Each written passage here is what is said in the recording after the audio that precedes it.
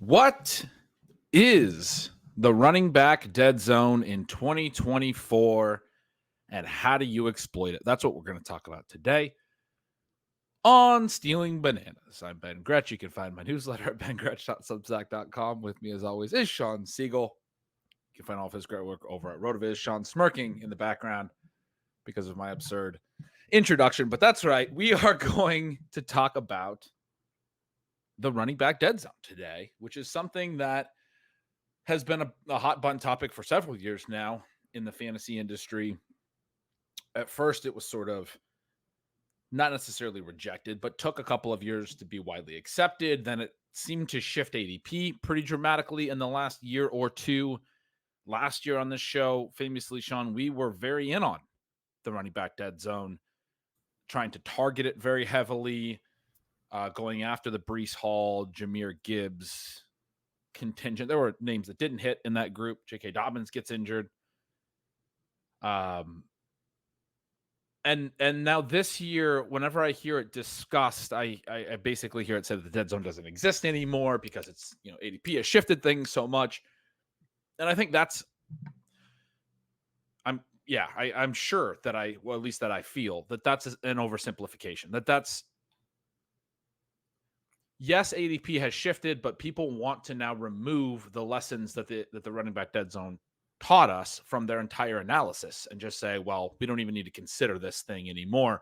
There's a reason it existed for so long. I've done a lot of research on this, obviously. So we're going to talk through why it existed in the past, what types of players have caused the dead zone to exist, what types of players have succeeded despite that, what it all means in relation to, market expectations for the players, and then tie that back into 2024 where we're at. There has been shifting. What does it mean? We have to be a little bit more nuanced on how to approach. It's going to be different in different formats. We're not just going to talk through best ball. So many of the conversations all summer have been strictly around the best ball landscape, but I'm starting to get a lot of conversations from people that are starting their redrafts, the redraft league drafts.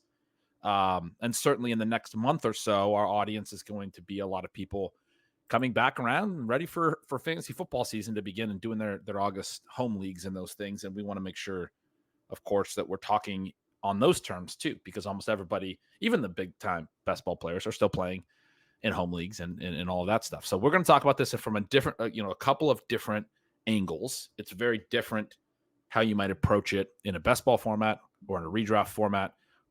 Whether that redraft is a high stakes event or, a home league, all of that stuff is going to be, important to think through. So yeah, a fun topic lined up for today's long show. There'll be multiple Stealing Banana shorts, of course. Have gotten some more questions about that as well. It's a new format we're trying this year where we were recording kind of a long episode and then breaking off some of the pieces into smaller episodes. If you hear us say that it's a Stealing Banana shorts episode in the beginning, then that is going to be a smaller version of something that you will also hear if for other people that want to listen to the entire conversation. And there will be a little bit more in the longer conversations. Because I got a question this week, Shawn, about, are you replaying? Is this just the same show but played differently? That's sort of the idea. We're doing some smaller versions of the show, some longer versions for people that are jumping back in. You'll be hearing this on a longer version. Some short versions I've already played. It won't be exactly the exact same content, but there's a lot of overlap. But how you doing, Shawn? Good. I'm excited for this one. And as you mentioned, we will have those shows labeled when you pull them up in the player. You'll have in most cases, 3 SB shorts, and then the final one will be the full audio. So you can listen to it that way. You can take it in smaller chunks if you don't want us for 2.5, 3 hours at a time. Then we are seeing some shifts in ADP, but that simply means you have the choice to take a dead zone running back in a slightly different area of the draft.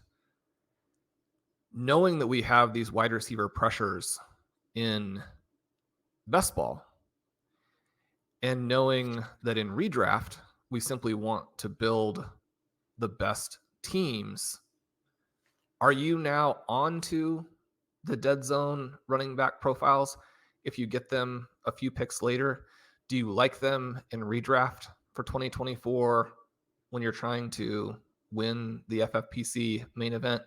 When should we be drafting running backs who are not good at football? Yeah, we're jumping right into it. We got a lot to cover.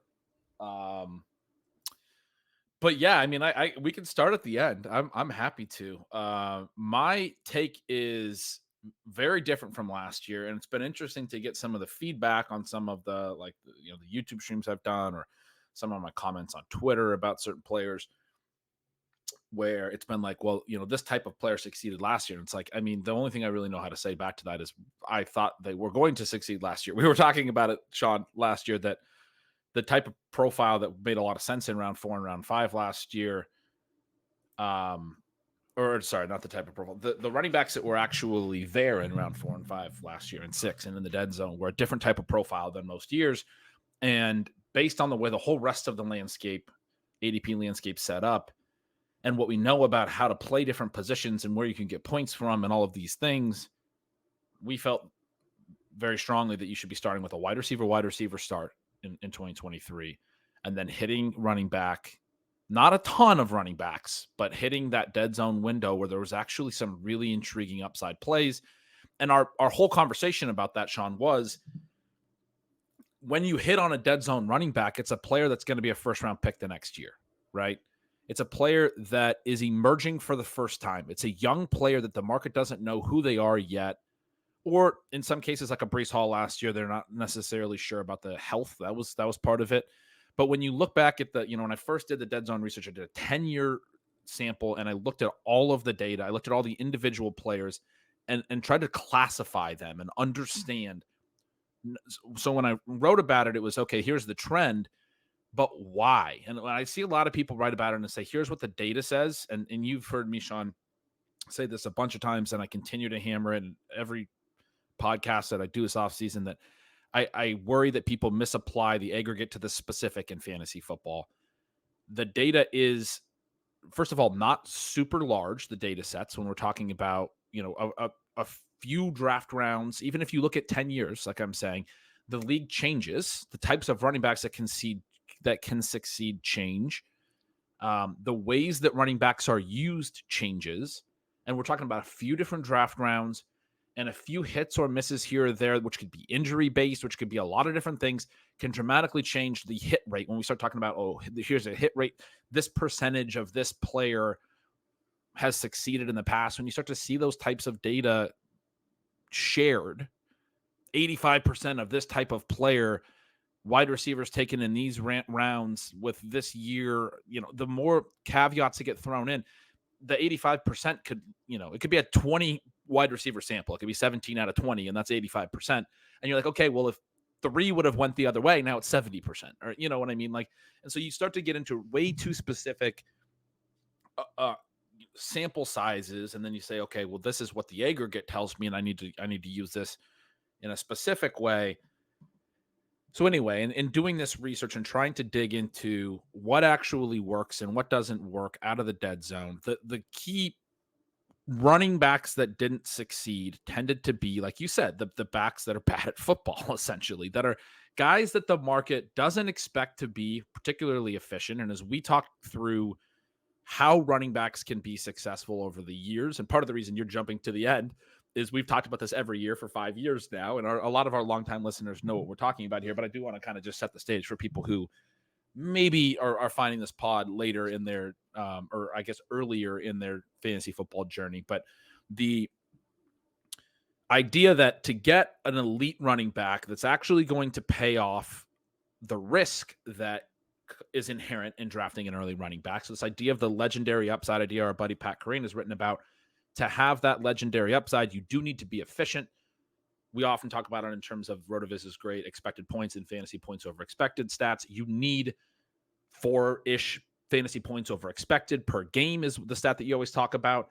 The expected points numbers can't get you there alone. You can't have a running back workload so impressive and so strong that you're going to be a fantasy football breaking player. You need to then be efficient on that. And what we see with a lot of the dead zone backs is guys that have really strong expected workloads, but where the market's kind of saying, we don't think this guy's good enough to actually add that fantasy points over expected element, to be efficient and then allow him to score in a way that is this, league winning must have running back player. Those running backs who are that efficient tend to be identified correctly by the market and tend to go in the first, second, third rounds, the very, very early rounds. And the third round is kind of a transition round. Some will say that's part of the dead zone. I think it's kind of dependent on the year and that stuff. But especially by the time you get to the fourth, fifth, sixth round, you see a lot of running backs, especially historically, you see a lot of running backs that have a high projected workload but aren't actually efficient. There are some great examples of that this year. Traditional dead zone backs, Rachaad White, come on down. There's a guy that is going in the dead zone this year purely based on projected role. He had a really impressive role last year.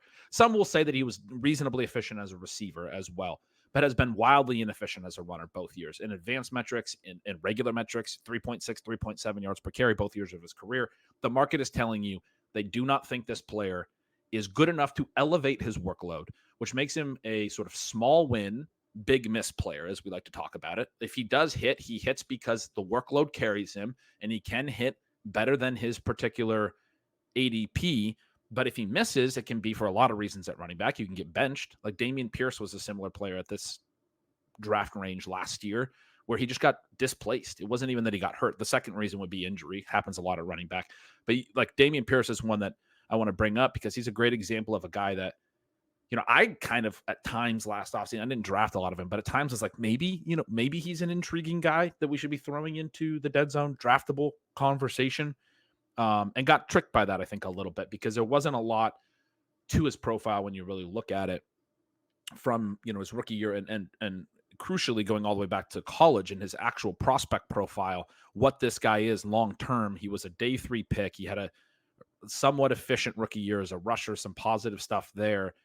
But then, new regime comes in and they're like, he doesn't even really fit our rushing game. And they end up benching him midseason for Devin Singletary. There's a lot of different things that can happen to dead zone backs. Cam Akers got benched and then traded, and then Kyren Williams winds up being one of the league winners from the late rounds. Akers was going in this range last year as well. It's not just injury, but when the player isn't hyper efficient, they don't have that big hit potential necessarily. They're typically a small hit, but still big miss. And that there is the big miss potential at running back because you can, it's so workload based that a Dameon Pierce or Cam Akers example is so crucial that you can just lose all of the work and then you have basically no value, right? Especially if you're not an efficient player. If you're the backup now, Dameon Pierce, Akers obviously just wound up traded entirely. But then he was playing for the Vikings and not efficient. I mean, without the workload, those players were, from a fantasy perspective, non-assets. And this year they're being drafted at the very end of drafts. Rachaad White is an example of that type of player. That is the traditional dead zone back. That is traditionally what the data showed us, is that traditionally that player gets overvalued based on their expected workload, based on projections, because we don't have a way of assigning the running back touches to unknown players. We don't want to, the market is not going to make an assumption that Kyren Williams is going to do what Kyren Williams did last year either.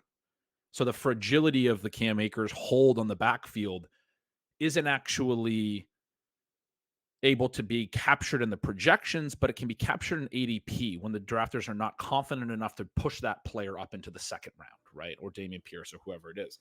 And now how that has changed over the years and why that has changed is a really intriguing conversation. We did start to see that type of back, as you referenced, these bad running backs, these inefficient backs with workload start to fall. And then a couple years ago, Josh Jacobs in the 8th-ish round was a best ball, high win rate player out of about the 8th round.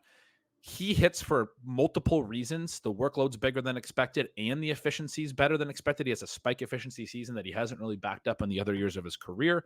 We talk a lot the next off season, Sean, about how if you want to go search for the next Josh Jacobs, or you were playing Josh Jacobs the year before, you have to admit that a lot of players similar to Josh Jacobs, if you were trying to play them, you would have ran into a lot of misses as well, that he was sort of the outlier.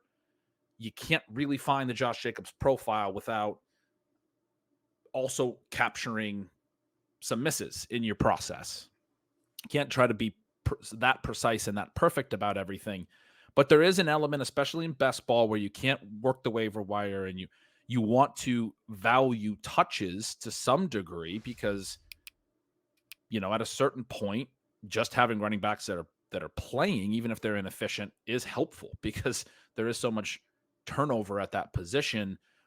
When they get super, super cheap, there's this conversation of the dead zone exists because of opportunity cost in that round 4, round 5 range where wide receivers are still so crucial to win rates. There can be elite QBs and elite tight ends as well.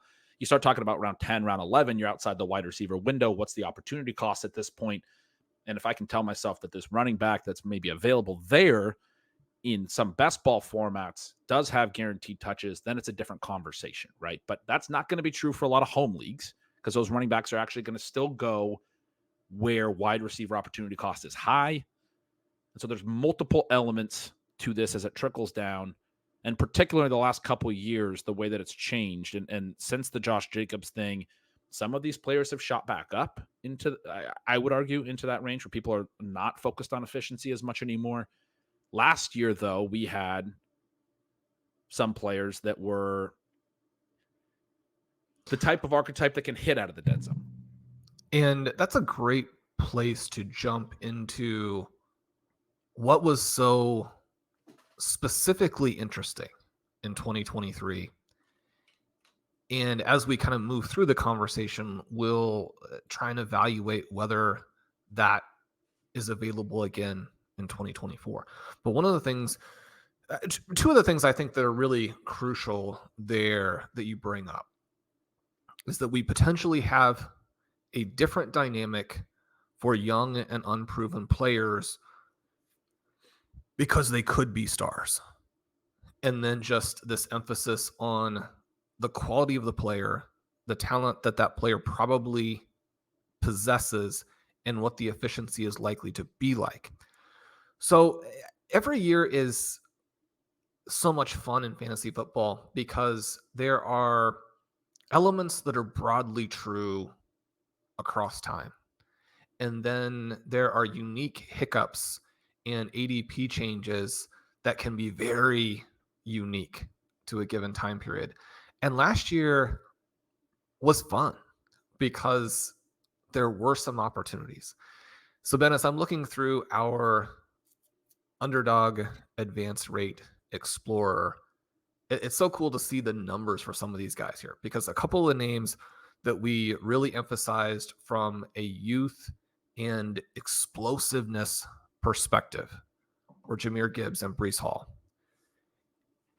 Both of those players end up with about average, very solid advance rates, but they are in the top 5 in finals advance, which gives you a good feel for how the risks of the two guys, Gibbs, an unproven player with a touchdown vulture in his backfield, Hall, someone coming off of a serious injury.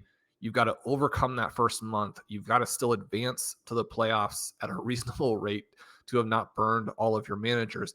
But then you have that explosive upside come playoff time. Travis Etienne going a few players later, someone else where we also love the talent. He has the second best playoff advance of any back drafted in that first 7-round range where you're talking about the potential dead zone, right? The elite guys, but then the potential dead zone. The only player with a higher playoff advance is Christian McCaffrey, who obviously is the legendary upside guy, the most expensive running back. Not a surprise there, other than when you're paying that price for McCaffrey, he's got to be really good. No surprise, he was unbelievable. You go down a few more picks and you see a Kenneth Walker who had, again, solid advance and then a good semifinal advance rate. And then you go down to the kind of what you might consider the edge of what we're looking at with the dead zone versus then moving into the 0 RB category, where you have James Cook, another younger player, another potentially dynamic player who comes in just across the board with fantastic numbers, excellent playoff advance, I believe the second best semifinal advance, and then one of the top finals advances.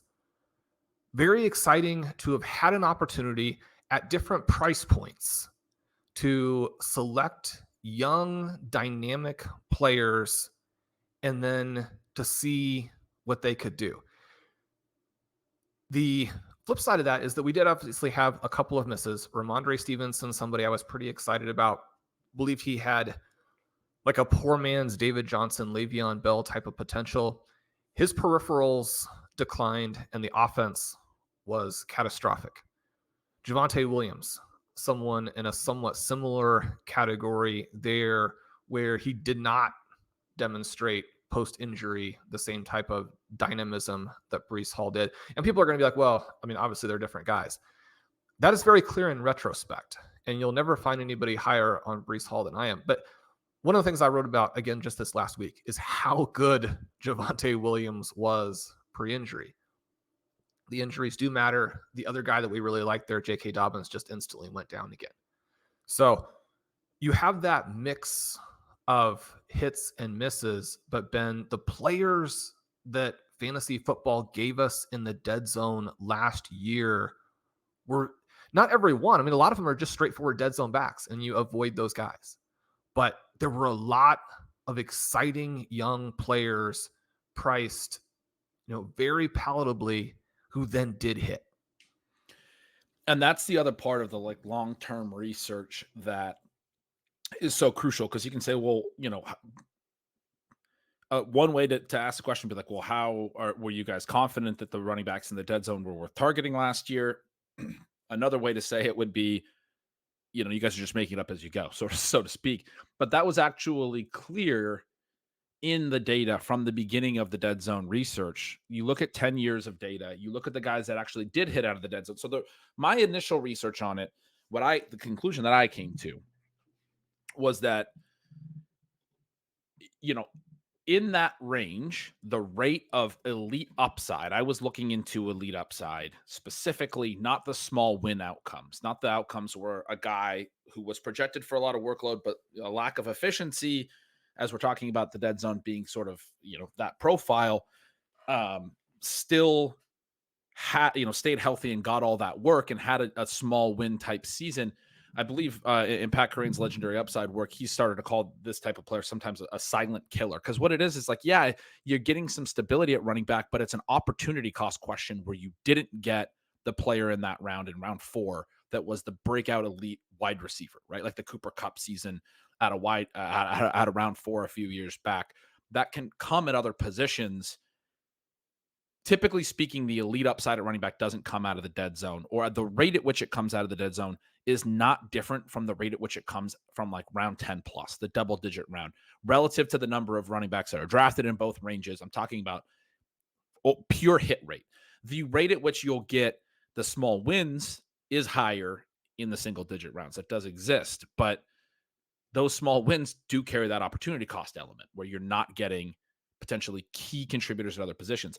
The ones that did hit for big ceilings, though, out of the dead zone, this was an important consideration. Can we identify them? They were almost exclusively rookies and year 2 players. They were players that the market, I just was talking about how the market, even though there's this projected strong workload, the market isn't buying into the efficiency. That's what it's telling you when it's leaving a running back in the dead zone instead of pushing them up into round 2. I was talking about it with the Cam Akers and Dameon Pierce examples from last year. Although Dameon Pierce was a year 2 guy, that's why he was a little bit confusing to me in terms of whether or not he actually had, some ceiling and some upside. The overall profile, not quite as strong, but the projected workload, but not expected efficiency type tends to be a 3rd year, 4th year, further along running back, like a Rachaad White. And you just mentioned Travis Etienne. He's going to be a really interesting one to talk through because he's sort of on the bridge of the dead zone this year. And I've started to avoid him, Shawn, because I think he's a different bet this year than last year. He was really good in the first half of last year. The fact that he was weaker down the stretch does seem meaningful. A lot of his peripherals stayed strong, and his teammates were even worse than him in terms of some of the surface level numbers, like yards per carry. He actually did still, force missed tackles at a good rate and have decent yards after contact and some of that. Maybe it's just a really bad rushing environment for him last year. I'm not completely out, but Going into last year, the conversation we could tell ourselves on Etienne, although he was a third-year player, he missed all of his rookie year, was that we only have the 1 year of data, and the market doesn't yet know how good this player could be, how efficient he could be, what he actually is, and they weren't buying in for that reason. And again, this is the type of player that has come out of the dead zone. It's a player that the market doesn't yet recognize as a superstar, but that they go on to be a superstar. So one of the things about the really elite seasons that occur out of the dead zone or anywhere is that the next year those players tend to be high-end picks. And a lot of times they become repeat legendary upside players. Christian McCaffrey, multiple elite seasons, right? And so when I did this research on the dead zone, I was looking at where the elite seasons come from, and most of the elite seasons do come from the first and second rounds. This is something that, you know, we sort of know, and they're mostly repeat seasons. They're running backs that have a great year, get drafted high because they've done it before, and they do it again. They're multiple years of greatness, and we've seen that with however many examples. Le'Veon Bell, for whatever reason, that's the first guy that comes to my mind. Todd Gurley did it, you know, multiple years in a row.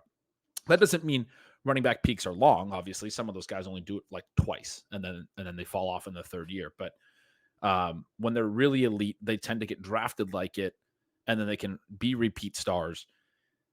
And so Breece Hall and Jahmyr Gibbs fit that profile last year as young players, and for Hall coming off an injury as well, where the market didn't know how dynamic or how good they were yet and was expressing some skepticism.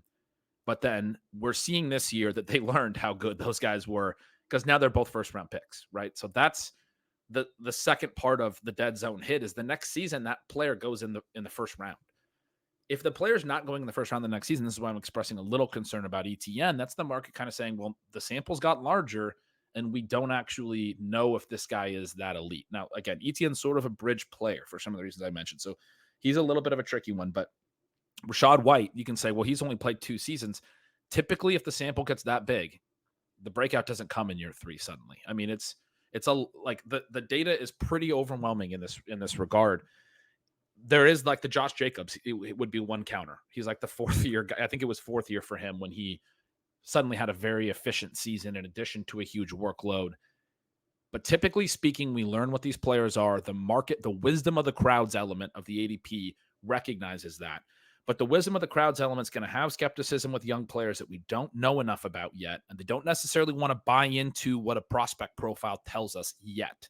Like that's the element of Breece Hall and Gibbs and ETN that also played into why we wanted to target them last year, Sean, is they had these prospect profiles that suggested they could be really, really good players. And that was something that we talk about a lot on Stealing Bananas. That's this long view mentality. Even after they come and play one season in the NFL, this view of like, well, I can look back on this guy's career and be like, yeah, he was a superstar. Look what he did in college. He did it in the pros. He's great. We're going to keep in mind all of the information that we have, not just the small sample of NFL snaps that this player has, or in Gibbs' case, who hadn't played in the NFL, the expectation that he would, have to give up a lot of work to Montgomery. You can tell yourself, well, Gibbs' profile is so dynamic that he could just displace Montgomery in some ways. And he didn't entirely do that, but we saw the dynamic enough profile that he's a first-round pick this year. So you're looking for, if you are looking in the dead zone, elite profile types, guys that have the great college stuff that we look at, which is efficiency in college. It's typically workload in college. It's a dynamism. It's testing it athletically high. It's a draft capital element, typically. The whole prospect profile. It doesn't have to be all of those things. In the situations where it is all of those things, that's always a lot of fun. But the market is not yet buying into what they are at the NFL level for one reason or another. Sometimes it's the team. Oh, this team hasn't been good for the last 5 years. And it's like, well, if this guy's good, then he can be the reason the team is good, right? Like, not always at running back, but it can happen where they add particularly as I say this, I'm thinking of Adrian Peterson as a rookie, where the Vikings were like not as good with Tavares Jackson and stuff. And then Adrian Peterson came out and had like a couple 300-yard rushing games almost, right, as a rookie. And he's like breaking records. It's like, okay, well, if he scores from all over the place, then yeah, he's a dead zone back that hit in year 1. But then was a perennial first-round pick from then on, right? There's a lot of these examples. Like, I don't want to just use the aggregate data. I want to talk about the specifics. I know another example that always pops in my mind is Ray Rice. He had a really rough rookie year, was going in those middle rounds. In his second season, became a fantasy stud over, multiple years after that in his second season. Arian Foster is one who was rising into the dead zone late in draft season that year, going into his second season because he closed his rookie season well, became a fantasy stud starting in the second season. And then those guys were perennial first-round picks. They were the guys in their era. It's a little bit of an older era for some people that are picking up fantasy more recently. I'm dating myself a little bit. Foster? Come on. Talk about real football players. Yeah. But the point is that last year we got that group of players that you just mentioned with James Cook and with Ramondre and all them. They were young players. The market was not necessarily buying into what they could could long-term be. They were almost exclusively rookies or second-year players. And we were like, there's a pocket of these players sitting in the dead zone that are worth drafting there. And the opportunity cost last year as well. There's some other elements to it. The wide receivers in that range were not as strong. We really liked the idea of attacking that group, that in all likelihood, we would get the next wave of first-round players out of that group. And we did. We got Breece Hall and Gibbs to go up there, but not all of them hit. This year, Shawn, that dynamic doesn't really exist as much in the dead zone, I would argue.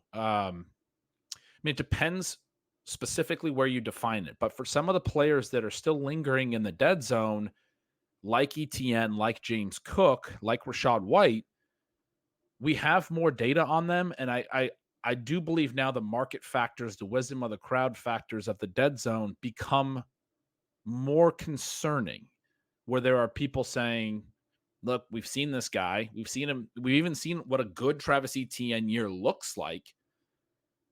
And he wasn't able to hold up to the workload and continue to just be dynamic the whole season. The team had to try to find ways to lessen his workload down the stretch, and that's what they've talked about all offseason. And so now we're concerned about that.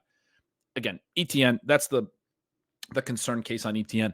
I think for White and Cook, it's more straightforward, where Cook, I think, is probably more workload related. White is more efficiency related, but you're getting the market telling you very clearly, we don't think these guys are breakout stars in a way that they would be a first-round pick the next year in fantasy, the way that Breece Hall and Gibbs made that jump. And typically that's been a player to avoid, not to mention the other running backs in this range that are a little bit older, Josh Jacobs and Joe Mixon, who are changing teams and are going in the dead zone this year. A lot of expected workload between those types of guys, but not a lot of faith in the efficiency to be better than the expected workload. Well, let's start with some of the younger players that you mentioned first, because the thing that I think is so important is you have to evaluate each individual player. One of the things I've always told people about zero RB and then how you execute it the next year, which I think is hard, and it's certainly hard for me, because once you fall in love with somebody, you want them on your team consistently. But you've got to be very sure that guys you're picking in the first round have this profile where they can get around 20 expected points, which, in most cases does actually require you to have a bit of that EP double-double, right? The rushing EP, the receiving EP. It's very obviously the reason that Christian McCaffrey, Bijan Robinson, Breece Hall, and Jahmyr Gibbs are the first-round backs, because those four guys are dynamic receivers. And I think in some ways, Hall is the player who, it's maybe not as intuitive to think about him that way, but he's maybe the best guy outside of McCaffrey in that, he's not running these complex routes, but when you dump the ball out to Breece Hall, he's often gone for 50 yards, and he's so intuitive around the line of scrimmage in terms of making those catches. When you talk about a big back with explosiveness, Breece Hall and Adrian Peterson are at the two poles in terms of how comfortable they were as receivers and what they could do just on these little dump-off passes, and how many dump-off passes were likely to come to them. So anyway, we have these guys at the very, very top, but then we have to be very critical of any other running back that we want to take. And I think that those three young players are interesting for the reasons that you mentioned. Etienne is not actually that young because he stayed in college for 4 years and he had his rookie season wiped out. And that's something to also keep in mind, is just how quickly running backs can age. They don't have to, not everybody does. But when we're looking at him, he is interesting because I think that he's just completely different than James Cook and Rachaad White, in that his prospect profile was dramatically different than those other two players. And then you look at him last season being the running back 13 by ADP. He ends up scoring the fourth most points during the fantasy season, weeks 1 through 17. And he moves from running back 13 to running back 11. That's really pretty crazy, right? You think about James Cook, who had an inferior year and jumped from RB 28 to running back 15, made a huge jump. And the kind of efficiency that Cook would have to have is likely to be a lot greater, in that maybe he starts to earn more. But I mean, Ray Davis, the reason that that's a compelling zero RB play is that he probably fills in all of those other touches and keeps Cook in this role where, just to pay off in that range, you've got to be ultra efficient. What we're looking for are players who, when they are extremely efficient, they net you a big win as opposed to just tread water. And so that's the other dynamic that I think we're looking at from these guys. Now, I'm not necessarily completely out on James Cook. I have a pretty reasonable ranking on him. I think there are situations in which you might take him, but it is interesting to me that Etienne didn't really rise despite the total from a points perspective.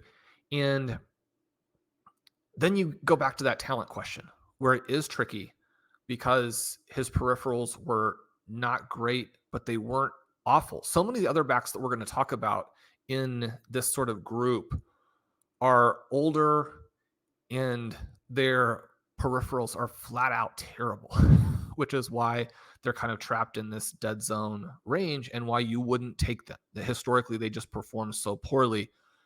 Rachaad White, as a pure runner, is just not good. And that has stretched all the way back to college. And so the reason that he could perform so well in terms of advance rate and still be sitting there, at running back 15, is that people are aware of the fact that A, he's got some real problems as a pure runner, and then B, that Tampa Bay offense is likely to be bad. And so if you lose any of the value that you had, and that's again the key from these dead zone running backs, is you're chasing volume from the previous year that the player doesn't have the talent to hold on to, which is again what you have explained so clearly there, and what the data shows. For Etienne, it is interesting because, they talk about getting other guys involved, but that was a very easy thing for them to do last season. The reason he was so cheap last year is people thought that, Tank Bigsby was going to come and take workload. One of the things that you saw is that the offense was actually bad.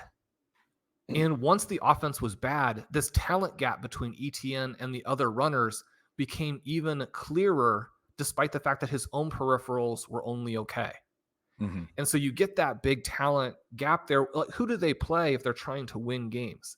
I mean, it's got to be Travis Etienne. So the question for me with the Jaguars is, did they learn from their mistakes last year, where they were not one of these offenses that you would have wanted to chase? They were not one of these offenses that was helmed by a young, dynamic offensive coordinator and got their guys into space, that created efficiency through scheme.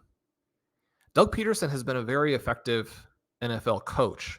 You'd like to think that he could evolve. I mean, he's from this Andy Reid tree that hasn't been as successful, but Andy Reid himself is one of the better coaches in terms of evolving. It would be a little bit strange to me if his acolytes, who have actually also been successful, Peterson has won a Super Bowl, that they completely don't have that. But I mean, you're talking about different guys. It's one of the reasons why the biggest step in a coaching career is that step from assistant coach to head coach. I mean, that's where the biggest gap is, right? And so you work through some of these different types of things. The Jaguars are bringing in more dynamic receivers. They have the opportunity to look at what they did last year with the running game. For me, if they go out there and they run back the same offense and they give Etienne the same types of carries, then I don't want a ton of shares at that price, despite the fact that I still do think he has the type of talent that would put him in the second round, probably not in the first round. Again, because you're not going to get the EP double probably. But one of the things with Etienne, not a lot of efficiency in the receiving game, but a ton of targets. I mean, Etienne is that guy who can do everything and has blazing speed for the long touchdowns. I mean, that's the full package. That's what you're looking for. Yeah. And when you're getting it in round 4, I mean, the question you always have to ask yourself is, yes, I want that tournament winning profile, and almost always it's in the first round. But if the draft does give it to me in the 4th round, how much am I willing to say I actually believe this player? I'm going to do some of my own evaluations. I'm not going to completely let ADP make my picks for me and take that stand. Well, and yeah, Etienne is such an interesting one. It's not a surprise that we're digging into him so much. To me, as I've thought through the dead zone this year, I've thought that we've returned to a little bit more of a traditional dead zone, but where Etienne is in a lot of ways the break point.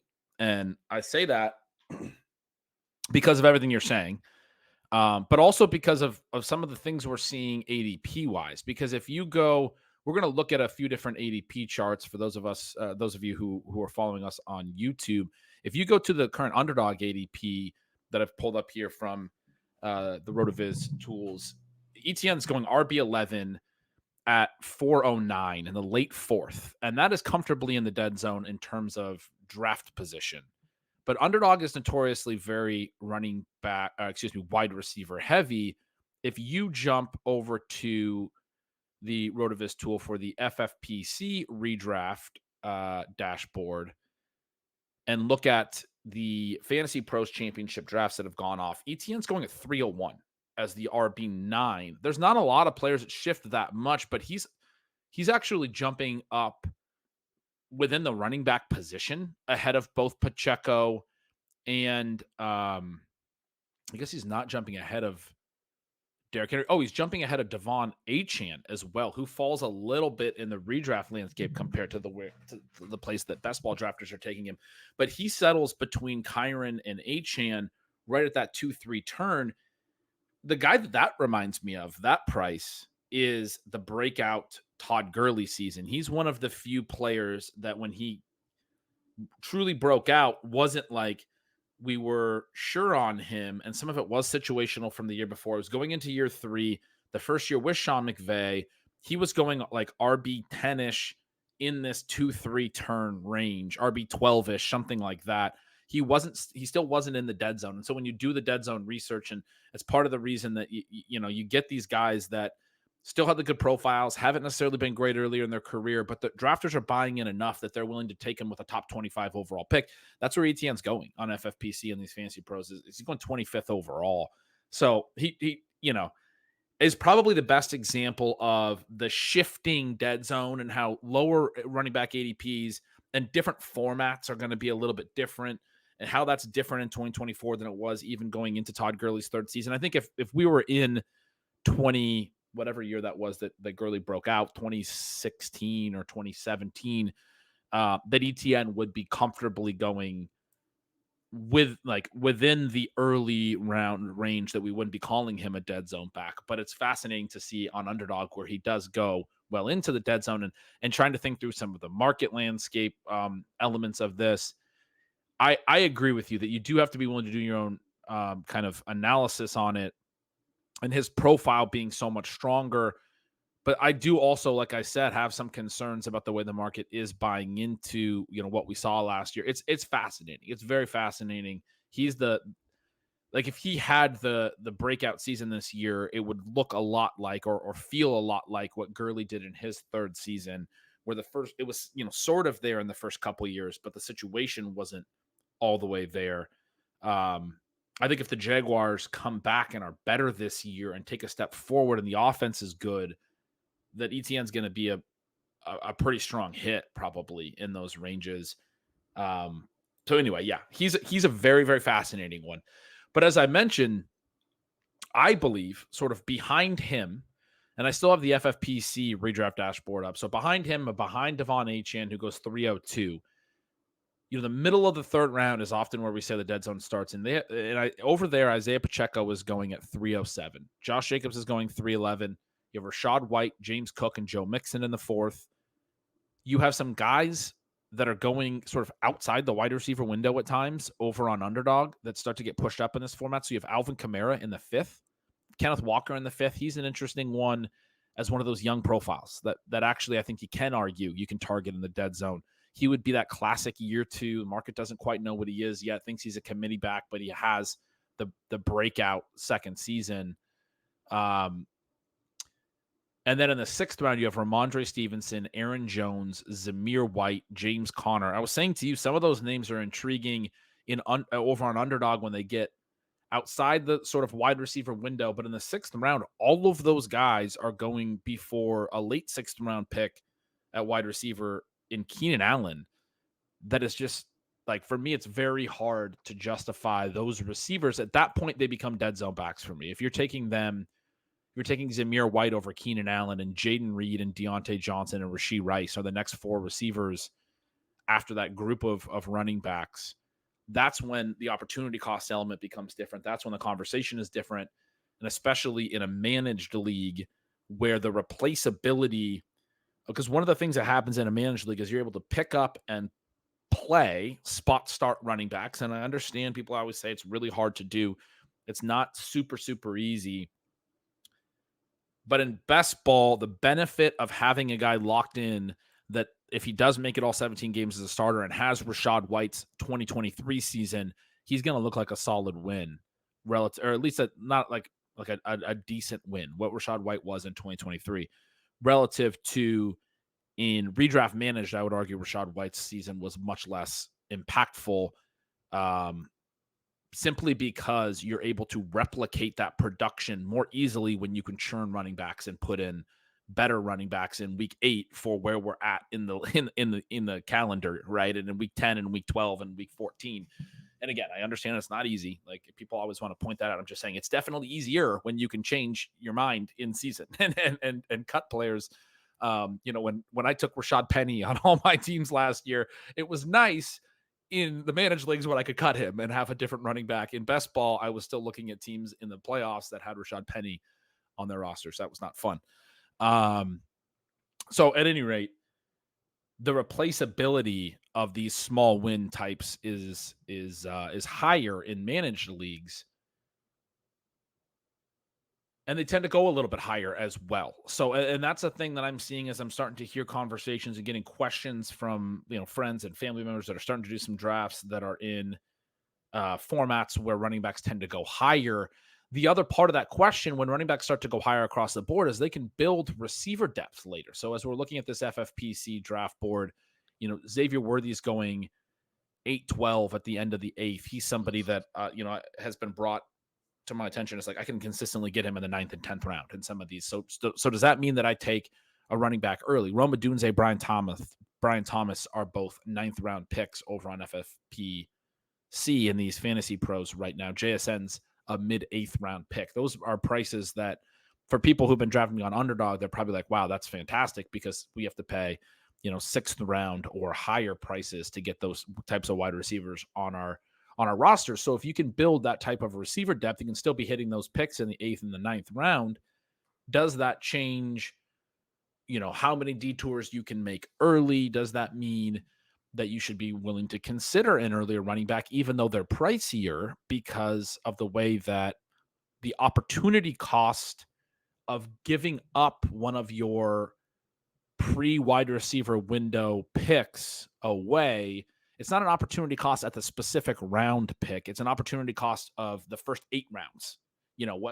What did I get out of my first 8 rounds before wide receiver upside really dries up? And we know that you can't get true wide receiver upside frequently in the later rounds. Obviously, Puka Nacua is an outlier there from last year, but you look over multiple years and you know that In the later rounds, you're hoping to get small win wide receivers, essentially. You're not going to Well, find. we were basically waiting for that Anquan Bolden season for, you know, decades to 2 years, get 2 decades. Yeah, Puka yeah. to come through and be the same type of guy. So if you're looking at something that happens, you know, every 15 to 20 years and trying to build your roster around that, it's going to be tough. Yeah. And Puka obviously wasn't even drafted in a lot of the all formats. In a lot of the best balls, he wasn't even able to be added. He was a huge week 1 waiver wire add. Even in the main event stuff, we were able to add him on some of our teams. Sean, we went very heavy on him, most of our teams, and it was very exciting. But yeah, if you're waiting that long for that type of player, you also have to identify him, is sort of the other point that I would make.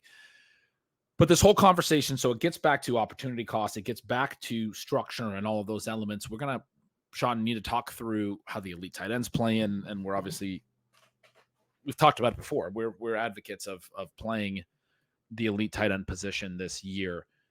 But to just, continue that conversation of the dead zone, why it exists, and how you can play it if you want to make the adjustments. And then the crucial element of, does it exist in 2024? And you asked at the beginning, and I said we're going to kind of start at the end, and I never really got around to answering that. But my answer would be it very much exists in 2024. The types of running backs that are going there are traditional dead zone backs, especially when I look at this FFPC redraft dashboard and start to see like Zamir White in the 6th and then Aaron Jones in the 6th. They are a little bit cheaper than they maybe were 5 years ago, but there's still a legitimate wide receiver opportunity cost in that range, in addition to the potential for an elite quarterback or an elite tight end or some of that. I mean, in FFPC, you're already into the tight end 10, tight end 11 range in round 6 because you have the tight end premium. That's part of the reason that everything's pushed down a little bit.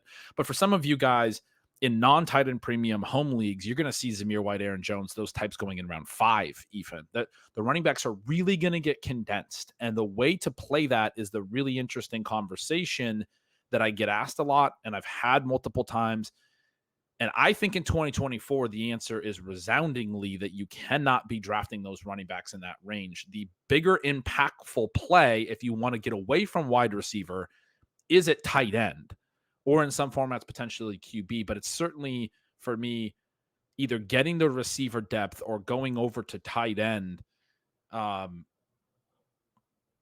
I don't know. Anyway, just I was circling back to that question an hour into our pod that you had asked at the beginning, where it's hard for me to look at the 2024 landscape and buy these comments that the dead zone just doesn't exist anymore, where we're getting people more or less saying, look at what happened in 2023.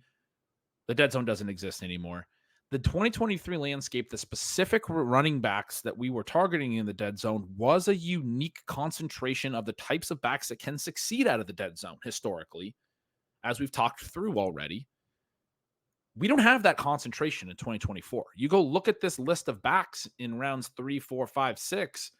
It's traditional dead zone backs. There are not a lot of rookie or second year guys floating there that the landscape is saying, we're not really buying into these players yet because we don't really know what they are. It's guys that we know who they are, and they're either aging or they're just not that good. And the market is saying, we just don't want to draft them as high as you would need to definitively say that they're not dead zone backs.